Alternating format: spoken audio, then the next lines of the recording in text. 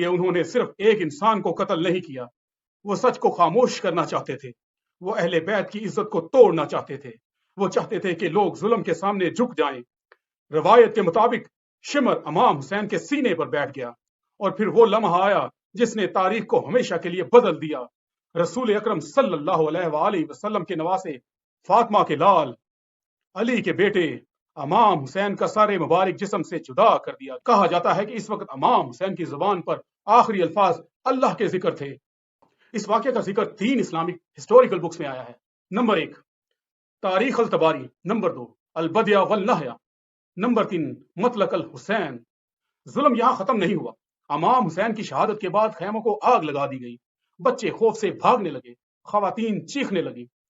زینب بنت علی، daughter of علی ابن ابی طالب، اپنے جلتے ہوئے خیموں کے درمیان بچوں کو سنبھال رہی تھی۔ زینب بنت علی نے صبر کا پہاڑ بن کر اہل بیت کو سنبھالا۔ اہل بیت کو قیدی بنا لیا گیا اور ان کے سروں کو نیزوں پر اٹھایا گیا، لیکن یزید یہ نہ سمجھ سکا کہ اس نے حسین کو قتل نہیں کیا، بلکہ حسین کو ہمیشہ کے لیے زندہ کر دیا ہے۔ آج دنیا میں کوئی شخص اپنے بچے کا نام یزید نہیں رکھتا، لیکن حسین کا نام عزت سے لیا جاتا ہے۔